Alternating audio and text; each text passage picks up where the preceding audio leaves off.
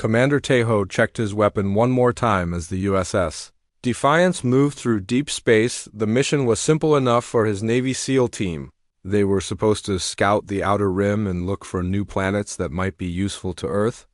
Nothing too dangerous, just basic reconnaissance work. His team had done this kind of mission dozens of times before. The bridge was quiet except for the soft hum of the ship's engines. Taeho looked around at his men. These were some of the best soldiers Earth had ever produced. His second-in-command, Minho, was cleaning his rifle with the same careful attention he gave everything. The man never missed a shot and never left anyone behind. Then there was Dalsu, their explosives expert, who could make a bomb out of almost anything. The youngest member of the team was Kyung-ho, barely 25, but already one of the deadliest fighters Taeho had ever seen. Everything changed when the radar operator started screaming. The first alien ship appeared.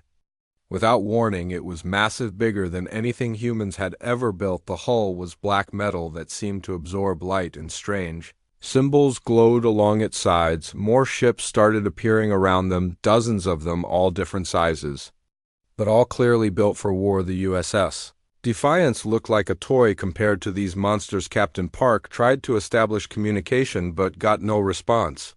Instead, the alien ships started moving into attack formation. Taeho felt his stomach drop as he realized what was happening. These weren't explorers or diplomats, these were predators, and they had found new prey. The first energy beam hit the Defiance's shields and made the whole ship shake. Minho grabbed Taeho's arm and pointed at the tactical display. The aliens weren't trying to destroy them completely. Instead, they were targeting specific systems. The engines were hit first, then the weapons, then the communication array. It was like they wanted to disable the ship, not destroy it. That should have been their first clue about what was really happening. Captain Park ordered all hands to battle stations, but it was already too late. The alien ships had technology that was centuries ahead of anything Earth possessed. Their weapons cut through the Defiance's armor like it was paper. Their shields absorbed human weapons fire without even flickering.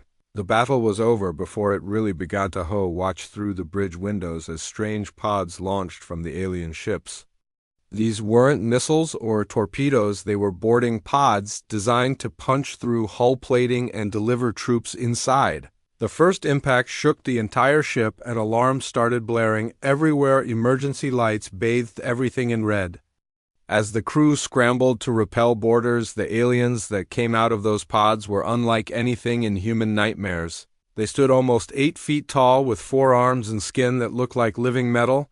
Their faces had too many eyes and their mouths were full of razor-sharp teeth. They moved with a fluid grace that made them seem almost like dancers. But there was nothing beautiful about the weapons they carried or the way they used them. The fighting in the corridors was brutal and one-sided. The aliens seemed to be playing with the human defenders. They could have killed everyone quickly, but instead they took their time. They would wound a person and then watch them try to crawl away before finishing them off slowly. It was like they were enjoying the fear and pain they caused. Taeho led his team through the ship trying to reach the escape pods, but the aliens were everywhere. They moved through the Defiance like they owned it, cutting off escape routes and hurting the survivors into specific areas. It was then that Taeho realized this wasn't a normal attack, this was something else entirely. He watched in horror as the aliens used strange devices that fired nets made of energy. These nets would wrap around humans and paralyze them but not kill them. The aliens would then carry their captives away like hunters collecting trophies. Minho got caught in one of these nets right in front of Taeho. The look of terror in his friend's eyes would haunt Taeho for the rest of his life. The aliens spoke in clicks and growls, but somehow Taeho could understand some of what they were saying. His military training had included basic xenolinguistics, and these creatures seemed to use some universal concepts they kept using.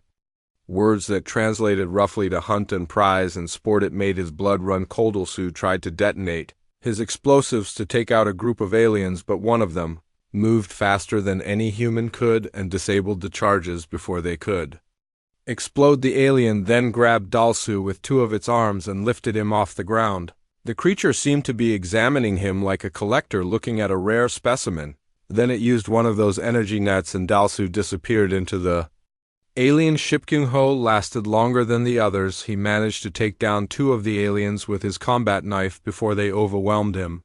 Taeho saw him fighting like a wild animal, refusing to give up even when it was hopeless. But there were too many of them, and their technology was too advanced. Kyung-ho went down fighting, but he still went down. Taeho found himself alone in a damaged section of the ship with alien search parties closing in from all directions. He could hear them communicating with each other, coordinating their search like professional hunters tracking dangerous game. The way they moved and worked together showed this wasn't their first time doing something like this. They had practice. The only reason Taeho escaped was pure luck. A secondary explosion damaged the ship's hull near where he was hiding. The blast created a hole big enough for him to squeeze through into an escape pod. The pod launched automatically when it detected the hull breach, sending him tumbling through space toward a nearby moon. As his pod fell toward the moon's surface, Taeho watched the alien ships finish their work. The USS Defiance was being torn apart systematically, with the aliens taking everything useful and leaving the rest to drift in space. It wasn't destruction, it was harvesting. They took the humans, they took technology, they took supplies, and they left nothing behind that could be used to track them. The escape pod crashed hard on the moon surface, and Taeho barely survived the impact. His left arm was broken, and he had cuts all over his body from flying debris. But he was alive, and more importantly, he was free. The aliens had what they wanted, and they didn't bother to search for one escaped human on a dead rock in space. That was their mistake. Taeho crawled out of the wreckage and looked up at the stars where the alien ships had been. They were gone now, probably heading back to wherever they came from with their human cargo, but before they left he had managed to record some of their communications on his emergency radio. The universal translator in his equipment had caught fragments of their conversations. What he heard made him sick to his stomach. The aliens called themselves the Vorthek, and they had been hunting intelligent species across the galaxy for thousands of years. Humans were just their newest discovery, their latest prey species to add to their collection. They spoke about his teammates and the other crew members like they were animals being taken to a zoo, or worse, to a slaughterhouse. But it wasn't slaughter they were planning, it was sport. The Vorthek had entire worlds dedicated to hunting, where they would release their captives and then track them down for entertainment. They paid enormous amounts of money for the privilege of hunting the most dangerous prey, and humans, with their unpredictable nature and survival instincts, were considered premium targets. Taeho lay on the cold moon surface listening to these recordings. Over and over again, his friends were going to be released on some alien world and hunted like animals for the amusement of creatures who saw them as nothing more than exotic game. The thought filled him with a rage so pure and focused that it burned away his pain and fear. The Vorthek thought they were the ultimate predators, the apex hunters of the galaxy. They had never met anything that could threaten them. In return, they were about to learn what happened when you hunted a human who had nothing left to lose. 3 weeks passed on the dead moon, and Taeho was still alive. The broken arm had healed crooked, but it worked well enough. His cuts had scabbed over, and his body had adapted to the thin atmosphere and low gravity. The escape pod had provided some supplies, but those ran out after the first week. Now he survived on what he could find and what he could make. Moon wasn't completely lifeless. There were underground water sources that his equipment could detect, and strange fungus that grew in the cave systems. It tasted horrible, but it kept him alive. More importantly, the caves provided shelter from the Vorthek patrols that passed overhead every few days. Taeho had learned to recognize their ships by the sound they made when they flew through the atmosphere. It was a low humming noise that seemed to vibrate in his bones. The aliens sent scouts to check the crash site regularly, but they never bothered to search thoroughly. They had found the empty escape pod and assumed he had died in the crash or starved afterward. That arrogance was going to cost them during those long weeks hiding in caves. Taeho studied every piece of alien technology he could find. The crash site was scattered with debris from both his ship and theirs. Most of it was too damaged to be useful, but some pieces were intact enough to examine. His military training had included basic engineering, and he was good with his hands. The first thing he learned was that Vorthek technology wasn't magic. It was just very advanced. Their weapons used focused energy beams that could cut through almost anything, but they needed power cells to function. Their armor was incredibly strong, but it had joints and weak points like any protective gear their ships were fast and powerful, but they still followed basic laws of physics. More importantly, he learned that the Vorthak had rules by. Listening to their radio communications, Tejo discovered that the aliens followed a strict code when they hunted. They never used their most powerful weapons against prey, because that would make the hunt too easy. They never sent large groups against small numbers of targets, because that wasn't sporting. They never used their ship's weapons against ground targets, because that was considered cheating. These rules were supposed to make their hunts more challenging and exciting, but to Tejo, they looked like weaknesses that could be exploited. The aliens were so confident in their superiority that they handicapped themselves for entertainment. That overconfidence would be their downfall. Tejo spent his time building weapons and tools from salvaged materials. His Navy SEAL training had taught him to improvise and survive with minimal resources. Now those skills were keeping him alive in an environment that should have killed him. The alien power cells could be rigged to create explosive devices. Their metal plating could be shaped into blades and projectiles. Their communication equipment could be modified to intercept their radio traffic. Every few days, a Vorthak patrol would land near the crash site to check for signs of life. Tejo would watch them from his hidden positions in the caves, studying how they moved and how they behaved. The aliens were skilled hunters, but they had patterns and habits that could be predicted. They always approached from the same direction. They always checked the same locations. They always spent exactly the same amount of time searching before they left. After 2 weeks of observation, Tejo decided to test his theories. He waited until a patrol landed and began their routine search. Then he triggered a small explosion he had rigged using alien power cells. The blast was far enough away that it wouldn't hurt anyone, but it would definitely get their attention. The Vorthak immediately went into alert mode, spreading out and moving toward the explosion site with weapons ready, but Tejo wasn't where they expected him to be. While the aliens investigated his diversion, he crept up behind their ship and planted another device he had built. This one wasn't meant to explode. It was designed to interfere with their communication systems. When the patrol tried to report back to their commanders, they found their radio equipment filled with static and interference. The confusion this caused was exactly what Tejo had hoped for. The aliens spent an extra hour trying to fix their communications before giving up and leaving. When they finally got back to their base and reported the incident, their commanders assumed it was equipment failure, not sabotage. After all, what could one primitive human do against Vorthak technology? That was their second mistake. Tejo began a campaign of small attacks and sabotage against every Vorthak patrol that came to the moon. He would disable their ships, damage their equipment, and leave behind messages carved into the metal in English. The messages were simple but clear. The hunted becomes the hunter at. First, the Vorthak commanders thought these incidents were accidents or equipment malfunctions. But as they became more frequent and more obviously deliberate, the aliens began to realize they had a problem. One of their prey had escaped and was fighting back. The radio chatter Tejo intercepted showed that this was almost unheard of in Vorthak history. Their prey was supposed to run and hide and eventually get caught. That was how the hunt was supposed to work. Fighting back was not part of the game plan, and it was making the aliens nervous. More patrols started coming to the moon, and they came better prepared with heavier weapons and more soldiers. But Tejo had spent weeks learning the terrain and preparing defensive positions.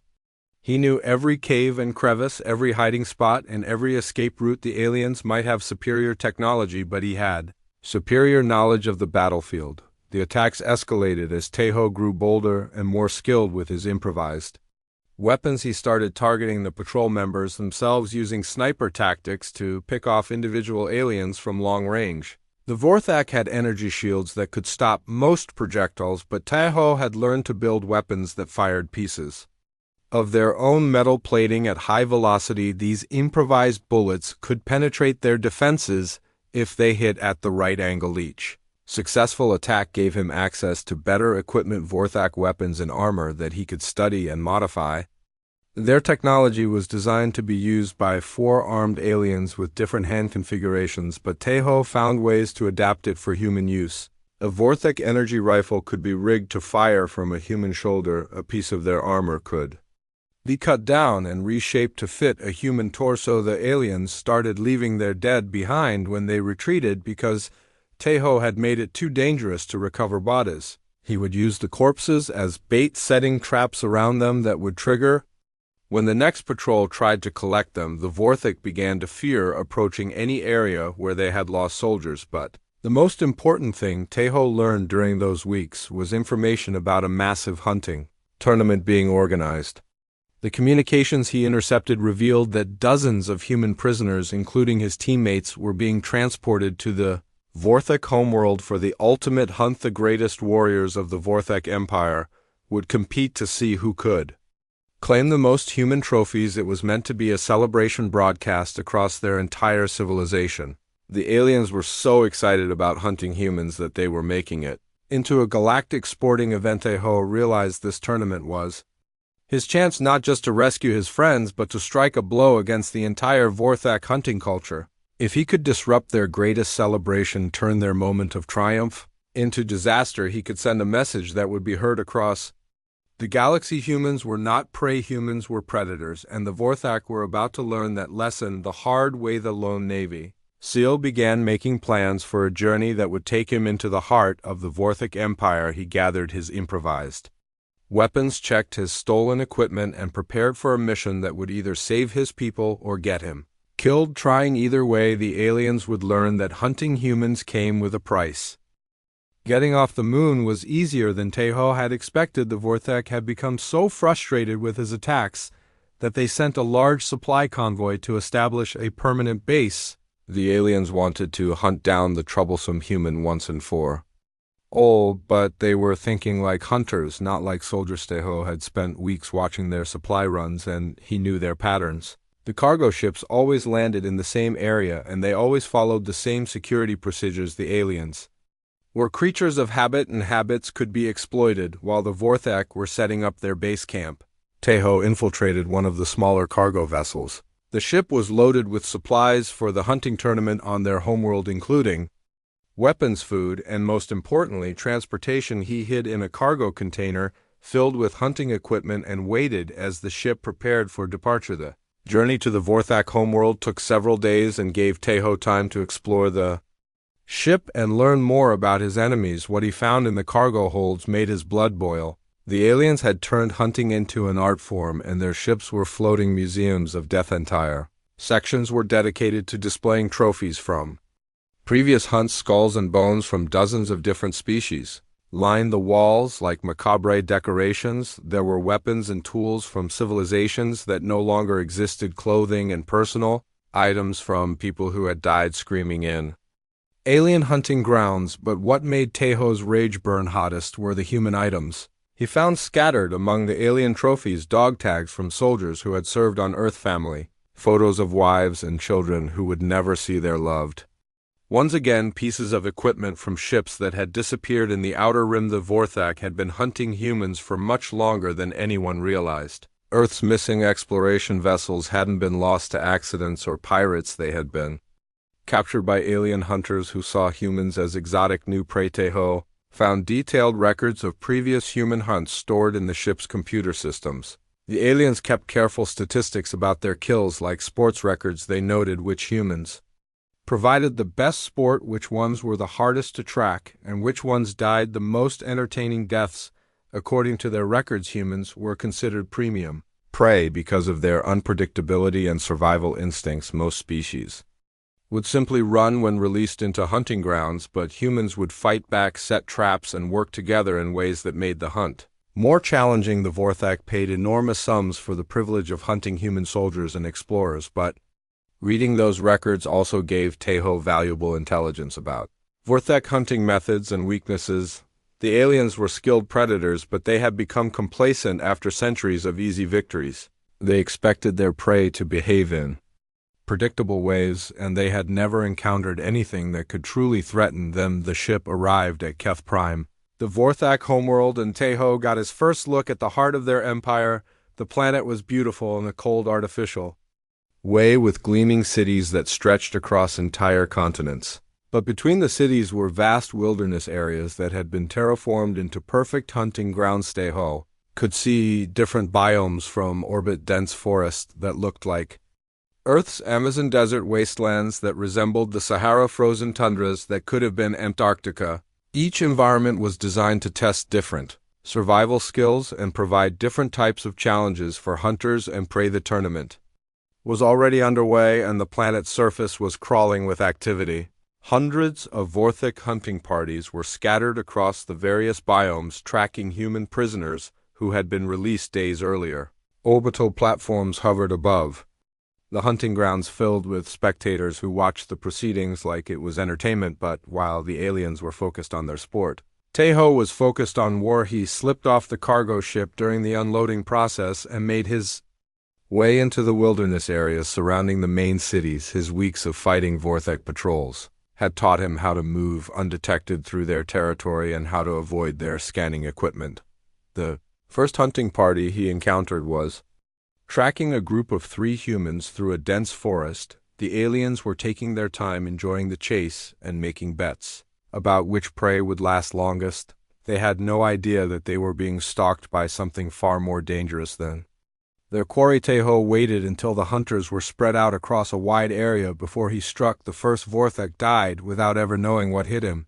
A blade made from alien metal slid between his armor plates and into his heart. The second hunter turned at the sound of his companion falling, but Tejo was already moving the modified Vorthek energy rifle. He fired a bolt that punched through the alien shields and armor like they were paper. The third hunter managed to raise an alarm before Tejo reached him, but it was too late. The human had what he needed: weapons, equipment, and most importantly, information about other hunting parties in the area. The pattern repeated across the hunting grounds over the next several days. Tejo systematically hunted down Vorthak hunting parties using their own tactics against them. He would track them for hours, learning their patterns and waiting for the perfect moment to strike. Then he would eliminate them quickly and efficiently before disappearing back into the wilderness. Each successful ambush made him stronger and better equipped. Vorthek weapons were designed to be extremely effective, and in the hands of someone who understood modern military tactics, they were devastating.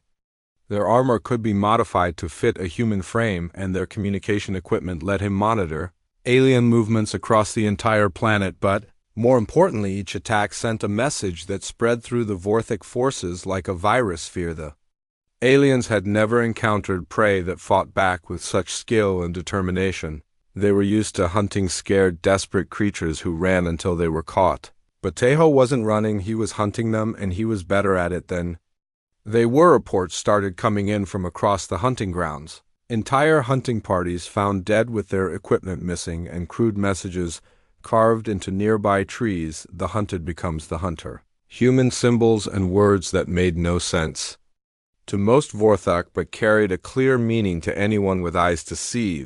Tournament organizers tried to suppress news of the attacks, but rumors spread anyway. Hunters started requesting larger groups and heavier weapons. Some refused to go out at all, claiming that something unnatural was stalking the hunting grounds. The carefully organized tournament was descending into Tejo found the 3 humans the first hunting party had been tracking. They were exhausted, hungry, and terrified. But they were alive when they saw him approaching. They assumed he was another Vorthak hunter and tried to run. But when he spoke to them in English, they stopped in shock. The oldest of the 3 was a woman named Yunyung, who had been a ship's engineer. Before being captured, she looked at Tejo like he was a ghost or a hallucination. Another human walking free on an alien world seemed impossible. The other 2 were younger: a man named Dong Hyan, who had been a communications officer, and a woman named So Young, who had served in the colonial marines. Tejo gave them weapons and equipment taken from dead Vorthak hunters and told them what he had learned about the aliens' weaknesses. These weren't helpless victims anymore, they were soldiers who had been caught off guard by superior technology, but now they had hope, and they had a leader who knew how to fight back together. They began moving through the hunting grounds looking for other human survivors and turning the aliens' own game against them. The Vorthik thought they were the ultimate predators, the masters of the hunt. They were about to learn what happened when humans decided to stop being prey.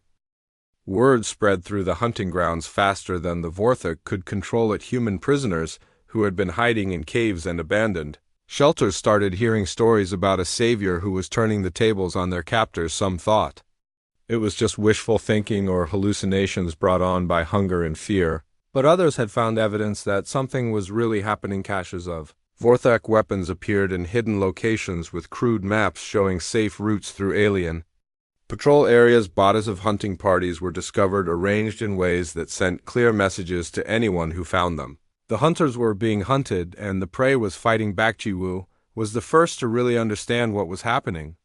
She had been a captain in South Korea's special forces before being captured during a raid on an outer rim colony. The aliens had taken her along with 30 other prisoners and released them into a frozen wasteland that reminded her of Siberian training grounds. For days she had been leading a group of survivors through the ice and snow, staying ahead of Vorthak hunting parties by using every survival trick she knew. But keeping people alive was different from fighting back, and she knew they couldn't run forever. The aliens were patient and they had unlimited resources. Everything changed when her group found the bodies of 6 Vorthak hunters arranged in a perfect circle around a small campfire. The aliens had been killed with their own weapons and their equipment was gone, but there was something else that made Ji-woo's heart race. With hope carved into a nearby tree in perfect English were the words, "Never give up," signed with the letters THJ. Woo knew those initials belonged to Commander Taeho from the USS Defiance. She had served with him on joint training exercises years earlier, and she recognized his tactical style in the way the ambush had been set up. This wasn't random violence or desperate revenge. This was professional military work being done by someone who knew what he was doing. She gathered her people and started moving toward the coordinates that had been carved below the message. It was dangerous to travel in the open, but Ji-woo had a feeling that following these clues was their best chance of survival. Meanwhile, in the forest biome, a brilliant strategist named Hae-jin was coming to similar conclusions. She had been the head of military intelligence for a deep space research station when the Vorthak attacked. Now she was trapped on an alien world with a dozen other prisoners, trying to stay alive while 4-armed monsters hunted them for spore. The Jin had always been better at thinking than fighting, but she understood tactics and logistics well enough to recognize a coordinated campaign. When she saw one, the attacks on Vorthak hunting parties weren't random. They followed patterns that suggested careful planning and detailed intelligence gathering. Someone was waging war against the aliens using guerrilla tactics that would make any military academy proud. And whoever it was had been leaving supplies and information for other human prisoners to find. She organized her group to start following the clues and gathering intelligence of their own. They mapped Vorthak patrol routes, documented their communication frequencies, and identified weak points in their security. The aliens were skilled hunters, but they had never faced organized military resistance before. The breakthrough came when Ji-woo's group encountered Hae-jin's team near the border between the frozen wastes and the forest. Both groups were following the same trail of clues, and both had reached the same conclusion: there was a human operative on Keth Prime who was systematically dismantling the Vorthak hunting operation. Working together, they established a communication network using captured alien equipment and started coordinating with other survivor groups across the planet. What they discovered amazed them. There were hundreds of humans scattered across the various hunting grounds, and many of them had military or technical backgrounds. The Vorthak had been selecting their prey carefully, choosing the most challenging humans they could find: soldiers, explorers, scientists, and engineers who would provide the best sport. But this careful selection had backfired spectacularly when those same people started working together. They became a force that the aliens had never encountered. Ji-woo took charge of organizing the military response while Hae-jin coordinated intelligence gathering and strategic planning. They divided the human survivors into cells that could operate independently but share information and resources. Each cell was given specific missions that would contribute to a larger plan. Some groups focused on sabotage, targeting Vorthak supply lines and communication networks. Others specialized in rescue operations, finding and evacuating prisoners who were too weak or injured to fight. The most experienced soldiers formed hunter-killer teams that actively sought out and eliminated alien hunting parties. The transformation was remarkable. Within days, scattered groups of terrified prisoners had become an organized resistance movement. The humans used the Vorthak's own hunting grounds against them, turning familiar terrain into defensive positions and kill zones. The aliens had designed their tournament to showcase their superiority over primitive prey, but instead their entertainment broadcasts were showing Vorthak warriors fleeing in terror from human ambush. Their carefully organized hunts were turning into military disasters as hunting parties disappeared or returned with tales of impossible human tactics. Vorthak commanders started demanding explanations from tournament organizers. How could primitive prey be defeating their best hunters? Why were their entertainment broadcasts showing alien defeats instead of human suffering? The political pressure within their empire was building as citizens began questioning the competence of their military elite. But the humans weren't finished yet. Jiwoo and Haijin had been analyzing the intelligence gathered by various survivor groups, and they had identified the real targets that would cripple the Vorthak operation. The tournament wasn't just entertainment, it was a demonstration of alien superiority designed to intimidate other species across the galaxy. If they could turn that demonstration into a humiliating defeat, it would send shockwaves through the Vorthak Empire and potentially inspire other prey species to fight back. The message would be clear: humans weren't just surviving, they were winning. The plan they developed was audacious and dangerous. It would require precise coordination between multiple teams and perfect timing against an enemy that still had superior technology and numbers. But it was their only chance to rescue all the human prisoners and strike a blow that the aliens would never forget. They sent messages through their communication network calling for volunteers for the most dangerous mission any of them had ever attempted. They needed people willing to risk everything for a chance to turn the hunters into the hunted permanently. The response was overwhelming. Every survivor group wanted to participate in the final assault. Even prisoners who had no military training volunteered for support roles. The Vorthak had made one critical mistake when they chose humans as their prey. They had assumed that superior technology and numbers would always win against primitive determination. But humans had something the aliens didn't understand. They had the ability to unite against a common enemy and fight together even when the odds seemed impossible. Scattered prey had become a pack, and now they were ready to show their captors what happened when humans stopped running and started hunting. The final phase of their plan would either free every human prisoner on Keth Prime or get them all killed trying. But after weeks of being hunted like animals, they were ready to take that risk as the Vorthak Empire was about to learn that some prey bites back harder than any predator can handle. The reunion happened in a hidden valley between the forest and desert biomes where Vorthak surveillance was weakest. Taeho approached the coordinates he had been sending through his messages and found something he hadn't dared hope for. Over 200 human survivors, organized, armed, and ready for war. Jiwoo saw him first, and for a moment both soldiers just stared at each other across the clearing.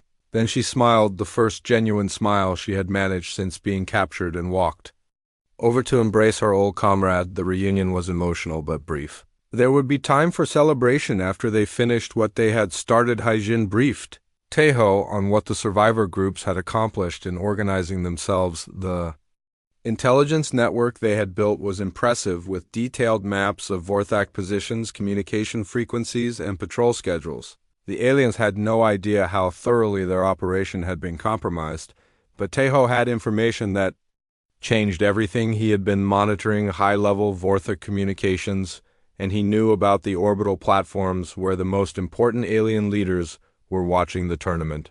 These weren't just entertainment venues, they were command centers coordinating the entire hunting operation.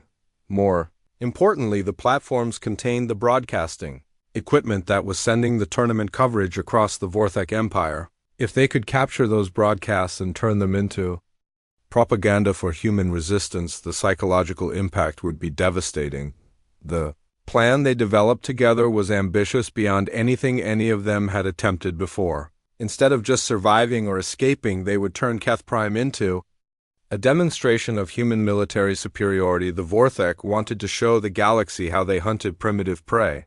Instead, they would show the galaxy how primitive prey could hunt them. 3 coordinated strikes would hit simultaneously. Taeho would lead the assault on the main tournament Control Center, the heavily fortified command post that coordinated all hunting activities across the planet Jiwoo, would take a team to capture the communication arrays that broadcast the hunts to the Vorthak Empire. Hyjin would coordinate the attack on the orbital platforms using captured Vorthak shuttles. Each mission was essentially suicide.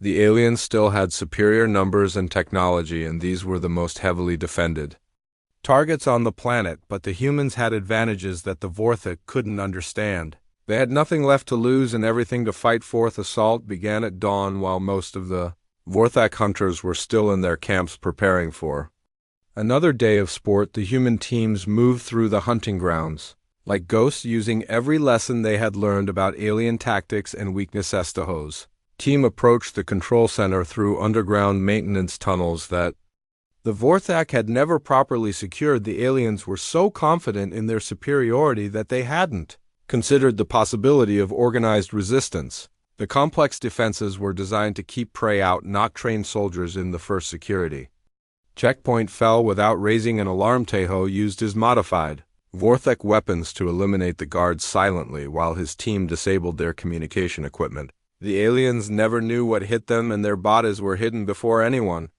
noticed they were missing. Layer by layer they fought through the facility using captured access codes and detailed intelligence to stay ahead of security systems. The Vorthak had built their command center like a fortress with multiple defensive positions and overlapping fields of fire, but they had designed it to repel external attacks, not internal infiltration. Meanwhile, Jiwoo's team was making their own progress toward the communication arrays. The broadcasting center was located on a mountain peak overlooking the main hunting grounds, and it was protected by automated defense systems that could target anything approaching from the air or ground. But the humans didn't approach conventionally. Instead, they climbed the mountain face using equipment salvaged from dead hunters. The Vorthak had never considered that their prey might be capable of advanced mountaineering techniques. The automated defenses were programmed to watch for vehicles and aircraft, not rock climbers.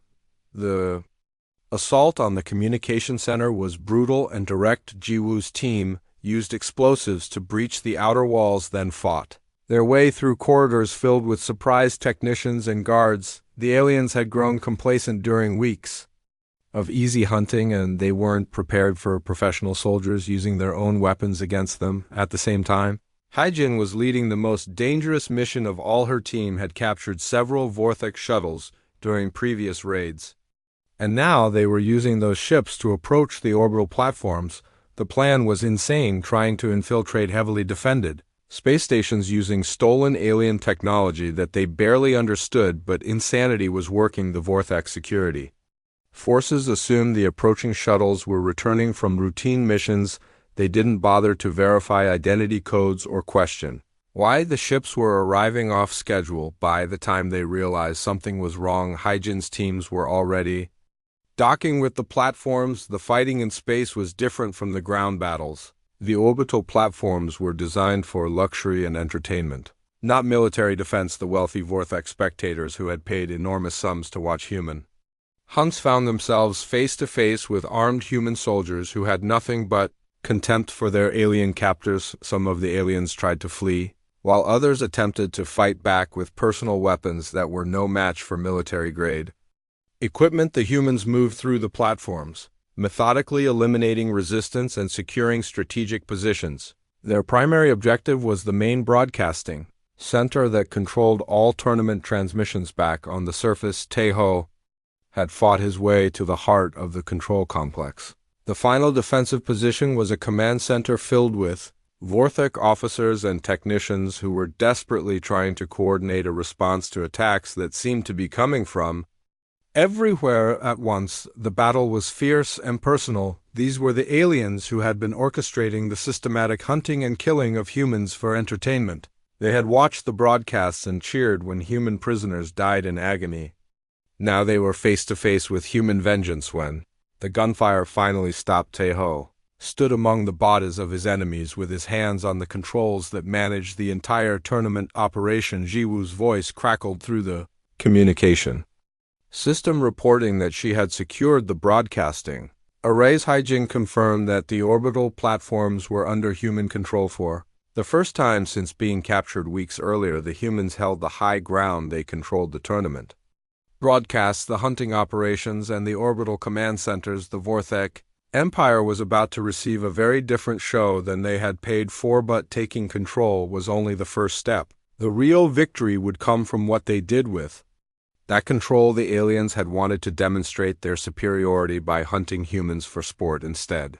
They were about to demonstrate human superiority by showing the galaxy what happened when you underestimated Earth's finest warriors. The hunters had become the hunted, and now it was time for the galaxy to see what humans could accomplish when they stopped being prey and started being predators. The Vorthak had made their final mistake when they chose Earth's military elite as their entertainment. They were about to learn that some games have rules that favor the prey.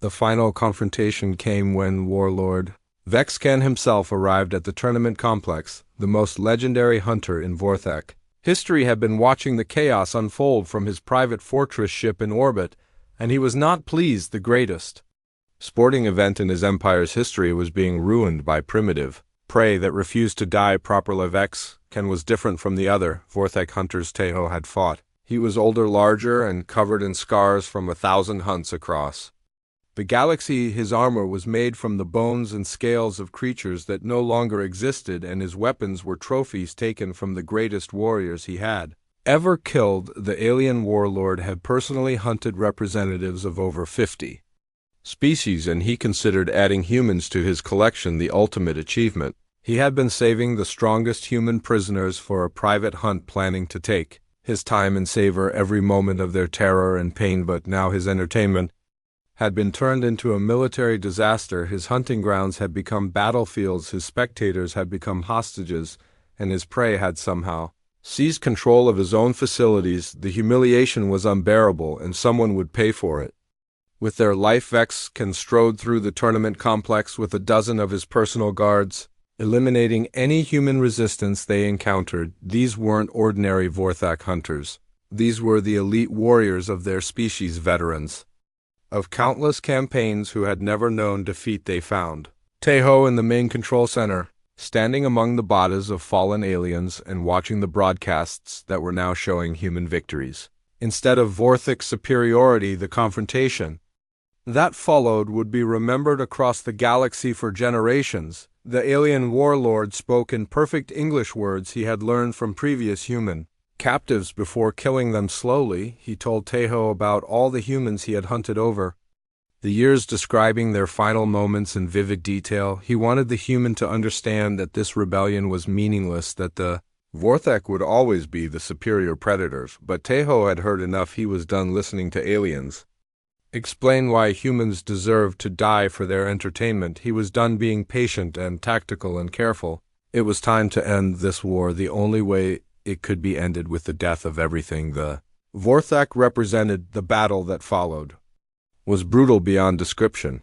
Vexcan had superior strength, advanced armor, and weapons that could level buildings, but Teho had something the alien couldn't understand or defeat. He was fighting not just for his own survival, but for every human who had been hunted, every life that had been taken for sport, every family that had been destroyed by Vorthak cruelty. The fight raged through the control center and out into the tournament complex. Both warriors used every advantage at their disposal. Vexcan's experience and technology against Teho's determination and tactical brilliance. The alien had size and strength, but the human had speed and intelligence. Vexcan made the same mistake as every other Vorthak hunter. He underestimated what a human could accomplish when pushed beyond all limits. He thought his superior physical abilities and advanced weapons would be enough to overcome primitive human determination. He was wrong. Teho used the tournament complex against his enemy, turning the alien's own hunting grounds into weapons and traps, the obstacles and barriers that had been designed to challenge human prey became tools for eliminating their Vorthak captors. When Vexcan tried to use his heavy weapons, Teho disappeared into the maze of corridors and passages he had memorized during his infiltration. When the alien relied on his armor's protection, the human found the weak points and joints that no amount of technology could reinforce. The end came when Vexcan's overconfidence finally betrayed him. The warlord had cornered Teho in what he thought was a dead-end trap. But the human had been leading him there deliberately. The room was filled with captured Vorthak explosives that Teho had rigged to detonate. On command, the alien realized too late what was happening. As the explosives triggered, Teho spoke the words that would become legend among human resistance fighters across the galaxy. The hunt is over. The explosion destroyed most of the tournament complex and killed the greatest hunter in Vorthak history along with his elite guards. The shockwaves could be felt across the planet, and the broadcasts carried the image of the burning facility to every corner of the Vorthak Empire. With their leadership dead and their operations in chaos, the remaining Vorthak forces on Keth Prime began to retreat. Their carefully organized tournament had become a complete disaster, with hunting parties fleeing from human counterattacks and their entertainment broadcasts showing nothing but alien defeat and humiliation. But the humans weren't finished. The victory on Keth Prime was just the beginning. Ji Woo, Hai Jin, and the other survivors used captured Vorthak ships and technology to spread the word throughout the galaxy. They rescued human prisoners from other hunting worlds and established resistance cells on planets across the Empire. The psychological impact was devastating. The Vorthak had built their reputation on being the galaxy's ultimate predators. The idea that primitive prey could not only resist, but actually defeat them shattered the foundation of their empire. Other species that had been hunted by the aliens began to fight back, inspired by human example. Within months, the Vorthak hunting industry collapsed entirely. Their prey species were no longer running in terror. Instead, they were organizing into military units using captured alien technology and human tactical knowledge to turn the tables on their former hunters. The aliens, who had once terrorized the galaxy, found themselves being hunted by the very creatures they had tormented for entertainment. Many Vorthak hunting worlds were abandoned as their inhabitants fled to more secure regions of space. The empire that had once seemed invincible was crumbling from within. Teho didn't live to see the final victory. The explosion that killed Vexkin had been too close and too powerful for anyone to survive, but his sacrifice had accomplished something greater than any individual survival. The Vorthak would never again see humans as easy prey, and the galaxy would never again mistake human determination for primitive weakness.